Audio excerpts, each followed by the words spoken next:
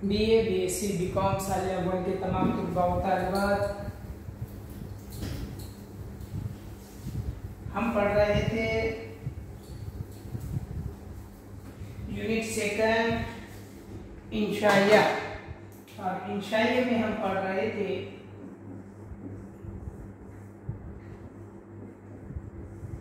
गुलशन उम्मीद की बहार।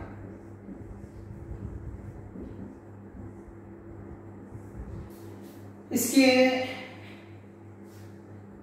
मुसन्निफ है मौलाना मोहम्मद हुसैन आज़ाद। इस इंशाइये में मौलाना मोहम्मद हुसैन आज़ाद हमें उम्मीद की अहमियत और उसके ज़रिए हमारे मुस्तक़बिल के अहम फैसले और उम्मीद के ज़रिए इंसानी ज़िंदगी कितनी खुशनुमा होती है उसका जिक्र यहाँ कर रहे थे। उन्होंने मुख्तलिफ अंदाज में मुख्तलिफ बातों के ज़रिए हमने देखा है कि वो चाहते हैं कि हम अपनी ज़िंदगी में उम्मीद बनाए रखें ताकि कोई भी मामला को हम अच्छे तरीके से जीत सकें। खैर, उन्होंने मुख्तलिफ अशार के साथ भी हमें ये बताया था, एक शेर ये कहा था कि हम दम एक दम कभी हमको जीना हिज्र में था नागवार, एक दम कभी हमको जीना हिज्र में था नागवार, पर उम्मीदे विस्ल पर बरसों गवारा हो गया। यानी जब इंसान की उम्मीद रहती है तो वो चीज़ क्या है, इंसान के जीने का मकसद बन जाता है और उसके ज़रिए इंसान अच्छे से अच्छे तरीके से अपनी ज़िंदगी उस उम्मीद के भरोसे पर ज़िंदगी गुजार देता है। तो हमें भी हर चीज़ तरीके से उम्मीद को बनाए रखना है। आगे का देखिए, जो अगले इक़्तिबास में कह रहे हैं,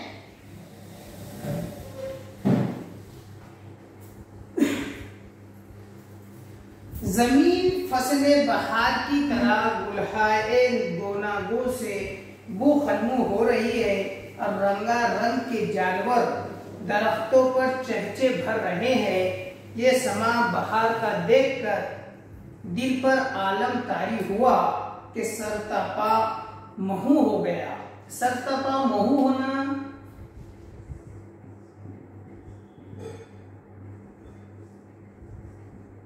ये मुहावरा है। सरतपा यानी सर से लेकर पाँव तक, महू हो जाना यानी उसी चीज में गुम हो जाना या वही चीज में खो जाना। देखिए यहाँ पर वो एक उम्मीद के गुलशन का यहाँ पर एक नजारा मौलाना मोहम्मद हुसैन आज़ाद हमारे सामने बता रहे हैं। कह रहे हैं, मैं एक रात इन्हीं ख्यालात में हैरान था और सोच रहा था कि इंसान के दिल में ये शौक कहाँ से पैदा हो जाता है जिससे अपने तहे आप धोखे देता है और ज़माने आइन पर रंग आमेजियाँ चढ़ाकर खुद अपने लिए उम्मीद व बीम और नफा और नुकसान के सामान तैयार कर लेता है। यकायक आँख खुल गई, यकायक आँख लग गई, देखता हूँ कि मैं एक बाग़े नौ बहार में हूँ। लेकिन यहाँ पर एक अब बाग का एक मंजर हमारे सामने पेश किया जा रहा है। बाग है वो कैसा है, नौ बहार। नौ बहार, नौ के माने होते हैं नए के, यानी नई नई जिसपे बहार आई हुई हो, ऐसा बाग, उसको बाग़े नौ बहार कहेंगे। बाग़े नौ बहार में हूँ जिसकी वुसअत की इंतहा नहीं। वुसअत माने उसकी फैलाव बहुत लंबा है। उम्मीद के फैलाव का क्या ठिकाना है। फिर कह रहे हैं कि भाई उम्मीद का कोई ठिकाना होता है, कोई फैलाव कितना हुआ, बिल्कुल नहीं। उम्मीद का भी वही हाल है। तुम कितना भी अगर तुम सोचे, कितनी भी बड़ी उम्मीद तुम रख सकते हो। आसपास से लेकर जहां तक नजर का काम करती है, तमाम आलम रंगी शादाब है। हर चमन रंग व रूप की धूप से चमकता, खुशबू से महकता हुआ हवा से लहकता नजर आता है। जमीन फसले बहार की तरह गुलहाए गोनागो से बोखलमू हो रही है और रंगारंग के जानवर दरख्तों पर चहचे भर रहे हैं।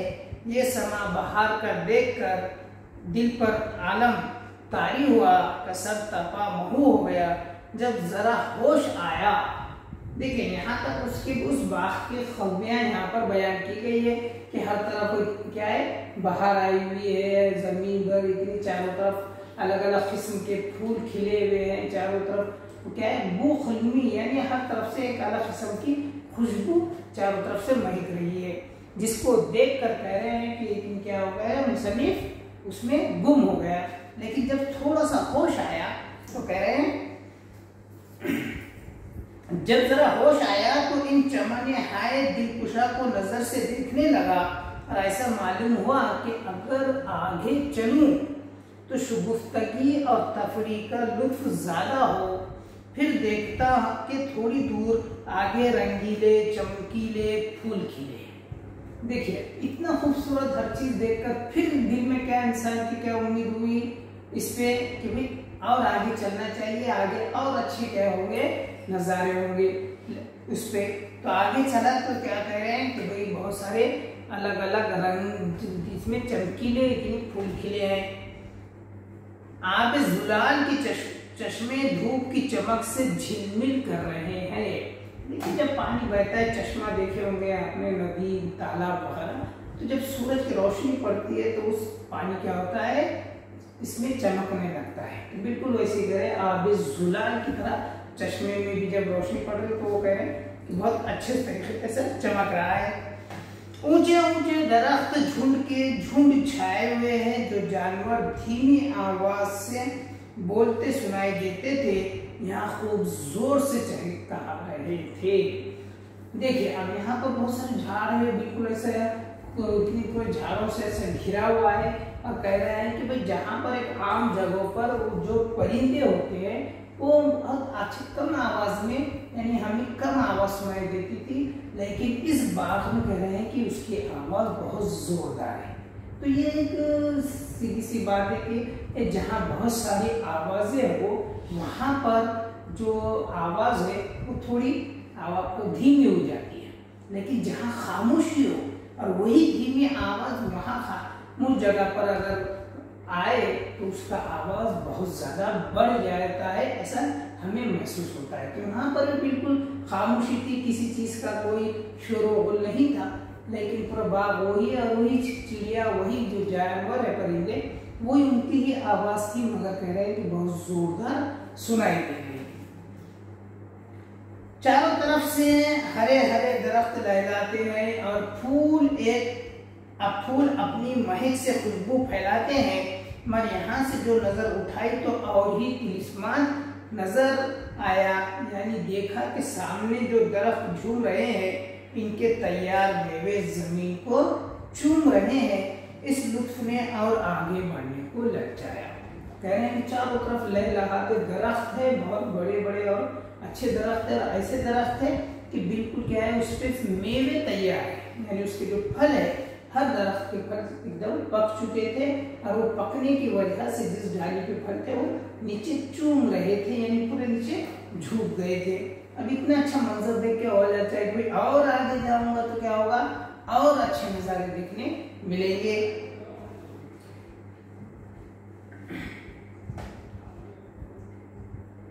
चुनांचे कदम उठाया, मगर जूं आगे बढ़ता गया ज्यादा हैरान होता गया, क्योंकि जो हरियाली सामने से लहलहाती दिखाई देती थी पास पहुंचकर इसकी रंगत फीकी पड़ गई और मेवे तो गिर ही चुके थे। बुलबुलें जो चहचे भर रही थी वो आगे आगे उड़ती चली जाती थी। अगरचे मैं बहुत फुर्ती से पहुंचा था और जो बहारें थी हर कदम पर सामने ही थी, मगर तो भी हाथ ना आ सकी।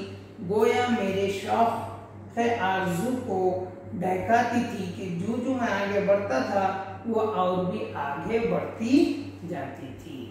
देखिए यहाँ पर कुछ जिंदगी के हक़ाइक़ को इस तरीके से बयान किया जा रहा है कि भाई जैसा कह रहे हैं कि और आगे जाने के बाद और अच्छा रहेगा, लेकिन जैसा कि वहाँ करीब जा रहा हूँ तो कह रहे हैं कि वहाँ का जो मंजर है वो थोड़ा फीका फीका पड़ते जा रहा है, और वहाँ पर जो दूर से हरी भरी लहलहाती घास नजर आ रही थी वो नजदीक जाने के बाद देखी कि भाई वो थोड़ी थोड़ी पीली भी पड़ चुकी थी, जो मेवे नजर आ रहे थे दूर से कि बहुत पके हुए हैं इस तरीके से, तो कह रहे हैं कि कुछ पैकिंग उसमें से पक के नीचे गिर भी गए थे, लेकिन अभी वो मौसम जो दूर से नजर आ रहा था खूबसूरत और दिलचस्प, वो अभी फिलहाल सामने नजर नहीं आ रहा है। जो जो चीज जैसे परिंदे वगैरह को देख रहे थे तो उसको पकड़ने जा रहे थे, तो कह रहे हैं कि पहुंच के खरीद थे, लेकिन फिर भी वो आगे बढ़ रहे थे।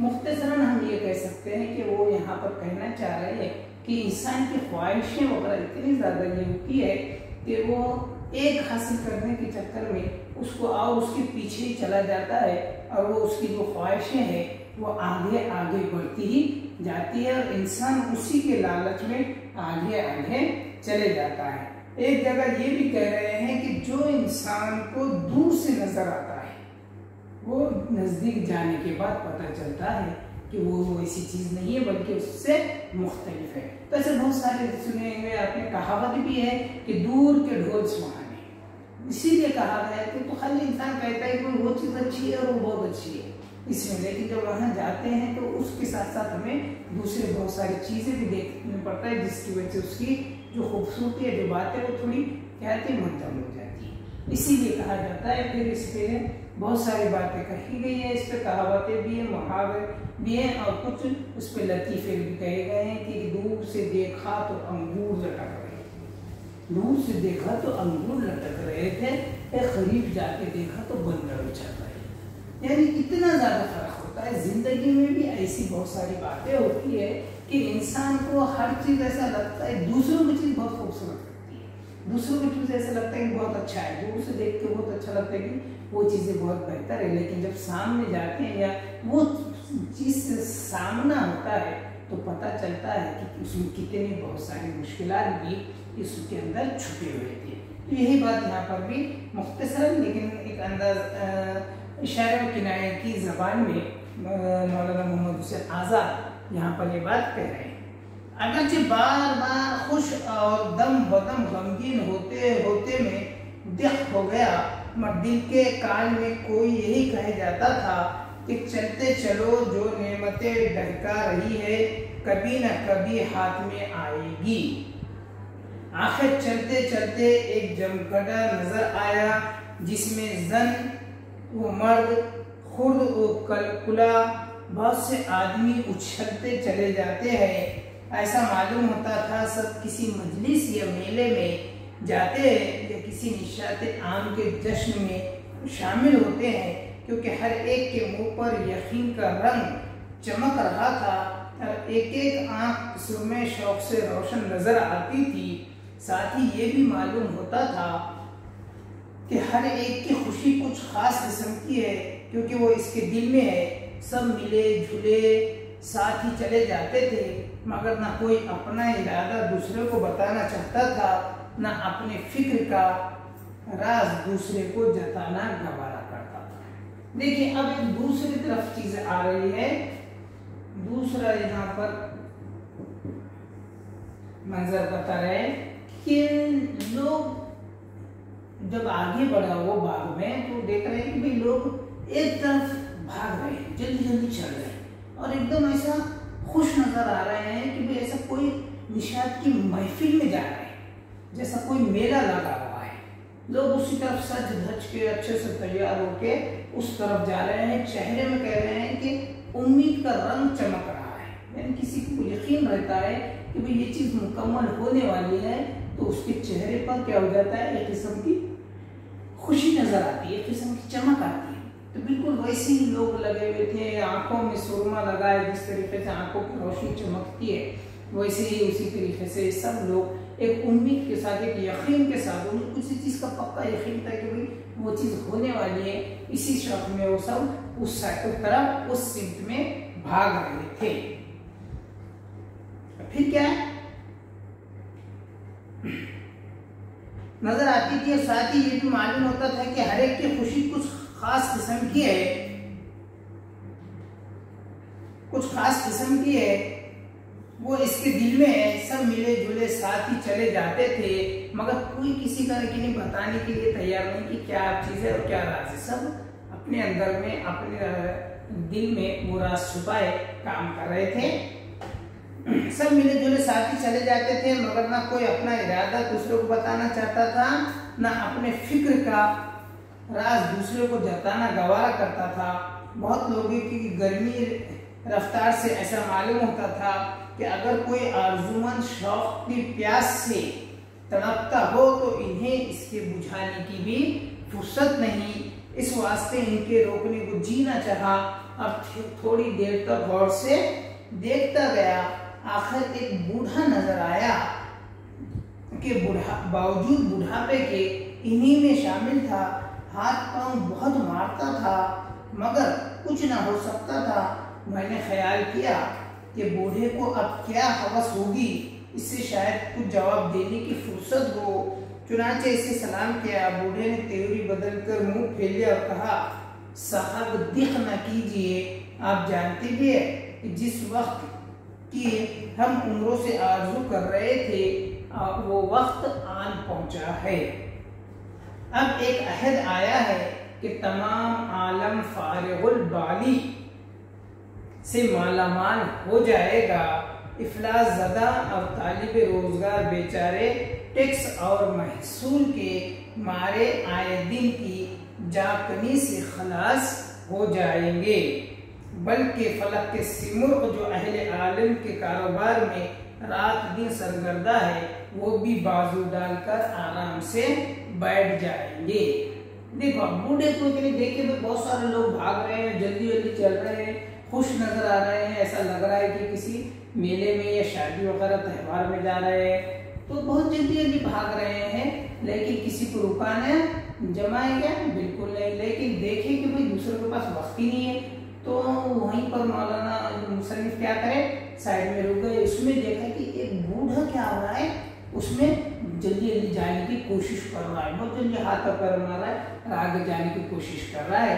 तो मुसन्निफ ने सोचा कि भैया ये एक बूढ़ा नजर आ रहा है, इसके पास वक्त होगा यकीनन, और आखिर में ये बूढ़े को इतने गड़बड़ से वहां जाने की क्या जरूरत है, उसकी क्या हवस बाकी होगी या कौन सी चीज बाकी होगी। तो उस बूढ़े को पकड़कर रुका दिया। अब पूछे तो उन्हें पहले ही बोल दिया, वो तेवरी बदल कर, यानी एकदम देख के जरा अपना जो तरीका था थोड़ा रवैया वो बदल के पहले ही बोल दिया कि भाई माफ करो, मुझे तकलीफ मत दो, मुझे जाना है। क्यों? तो आज बहुत सालों के बाद मेरी उम्मीद क्या होने वाली है, पूरी होने वाली है।